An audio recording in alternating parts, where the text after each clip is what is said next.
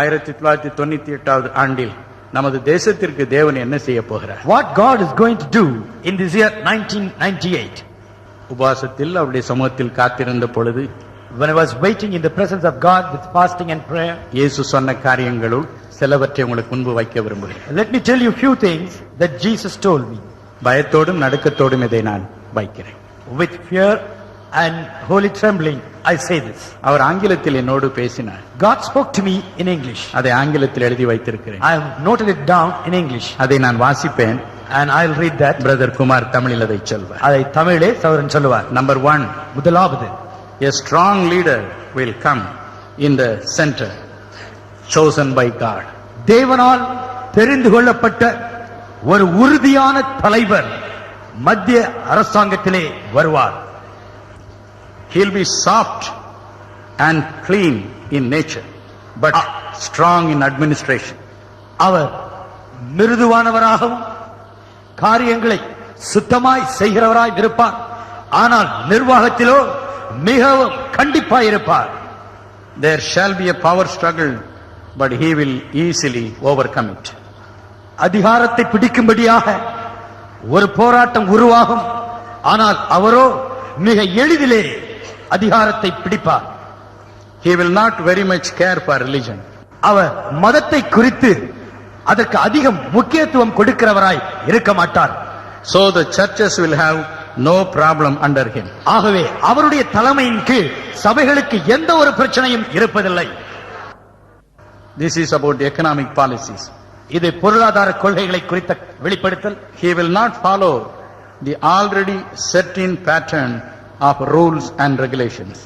இப்பொழுது ஏற்கனவே பழக்கத்தில் வைக்கப்பட்டிருக்கக்கூடிய பொருளாதார கொள்கைகளை அவர் தொடர்ந்து பின்பற்ற மாட்டார். He will follow only what is good for the country. He'll be a very pragmatic person.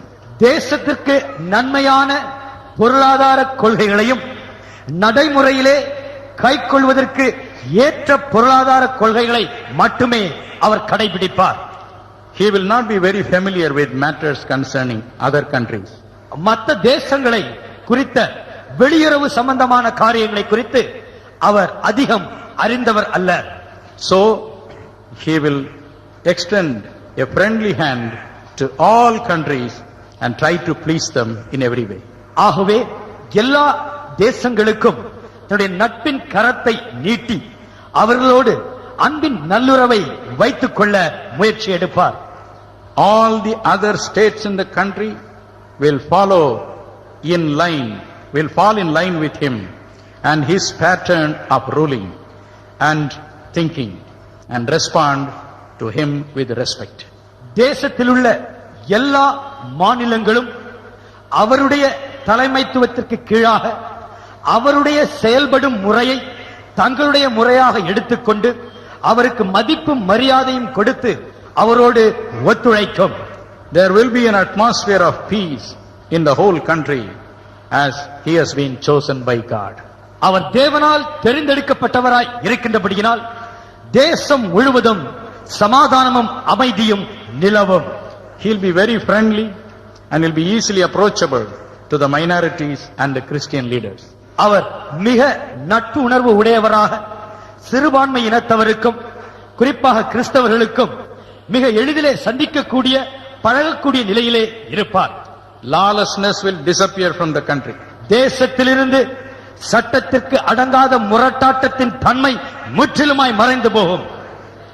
He will ensure that all his ministers also function efficiently. தன்னுடைய மந்திரி சபையில் இருக்கக்கூடிய எல்லா மந்திரிகளும் திறன் வாய்ந்தவர்களாக செயல்படும்படியாக அவர் காரியங்களை நிர்வகிப்பார். He will be in the hand of our God. அவர் நம்முடைய தேவனுடைய திரு கரங்களிலே இருப்பார். According to Proverbs 21 verse 1. நீதிமொழிகள் 21:1 The king's heart is in the hand of the Lord, like the rivers of water, he turns it wherever he wishes. ராஜாவினுடைய இருதயம் தேவனுடைய திருக்கரங்களிலே இருக்கிறது. பிரபுக்களுடைய ஆலோசனையை தேவன் நதியைப் போல தன் இஷ்டப்படி திருப்புகிறார். Now about the world. இப்பொழுது உலகத்தை குறித்த வெளிப்படுத்துதல்கள். United States of America will have lot of confusion and problem internally. அமெரிக்க ஐக்கிய நாடுகளிலே அந்த தேசத்திற்குள்ளாக பெரிய பிரச்சனைகளும் குழப்பமும் சந்திக்க வேண்டிய சூழ்நிலை வரும். 97 நமது நாட்டிலே குழப்பம் இருக்கும் என்று ஆண்டவர் சொன்னார். அப்படியே அது இருந்தது. அந்த குழப்பம் இப்ப அடுத்த வருஷம் அங்க போக போகுது. அவ்வளவு. In the year 97, the Lord had revealed that there will be a great confusion in our country, India. In the year 98, this confusion is being transported to the United States. America will become inefficient in world politics. அமெரிக்க ஐக்கிய நாடுகள் உலக அரசியலிலே பலவீனமாக மாறும். Russia will gain power and will start intervening at every stage and oppose the moves of the United States. ருஷ்ய தேசமானது பலத்தின் மேல் பலத்தை பெற்று உலகத்தின் காரியங்களிலே தலையிட்டு அமெரிக்க ஐக்கிய நாடுகளுடைய செயல்பாட்டை ஒவ்வொரு காரியத்திலும் தடுப்பது போல் முட்டுக்கட்டை போடும். இன்னும் பல நாடுகளை பற்றி சொல்லி இருக்கிறார். குறிப்பா ஒரு நாட்டை பற்றி நான் சொல்லி முடிக்கட்டும். God has also revealed to me about many other states. Let me mention about one particular country. Peace and prosperity will return to Israel. இஸ்ரவேலுக்கு சமாதானமும் செழிப்பும் திரும்ப வரும். Surrounding nations will develop a fear about Israel. இஸ்ரவேலை நினைத்து சுற்றி இருக்கும் நாடுகள் பயந்து நடுங்குவார்கள். The gospel of Jesus Christ shall pierce into the heart of every nation through the satellite television. Satellite television மூலமாக இயேசு கிறிஸ்துவினுடைய சுவிசேஷம் ஒவ்வொரு தேசத்திற்குள்ளாய் ஊடுருவி செல்லும். Hallelujah. Hallelujah. Hallelujah. Hallelujah. இவைகள் தான் முக்கியமானவைகள். These are most important things. ஆண்டவர் எல்லாவற்றையும் முன் அறிந்தவர். The Lord knows everything beforehand. இவற்றின்படி நமது நாட்டிற்கு சுபிட்சம் வரப்போகிறது. According to His word, there will be prosperity to our country. இந்த தேர்வுகளுக்கு பிறகு நமது நாட்டிற்கு ஒரு விமோசனம் வரப்போகிறது. After the general elections, there is going to be a prosperity for our country. தேசமே பயப்படாது. O land, fear not. மகிழ்ந்து களிகூரு. Be glad and rejoice. கர்த்தர் பெரிய காரியங்களை செய்வார். God will do great things. இந்த வசனத்தை பிரதர் ஜீவானந்தம் அவர் புத்தகத்துல எல்லாம் போட்டு வைப்பார். And Brother Jivanandam always quotes this verse in all his books. நான் அதை பார்க்கும்போது இதெல்லாம் நடக்கிற காரியமான்னு யோசிக்கிறது உண்டு. I used to think whether these things will really happen. ஆனால் கர்த்தர் அப்படியே செய்ய போகிறார். But God says He will surely do it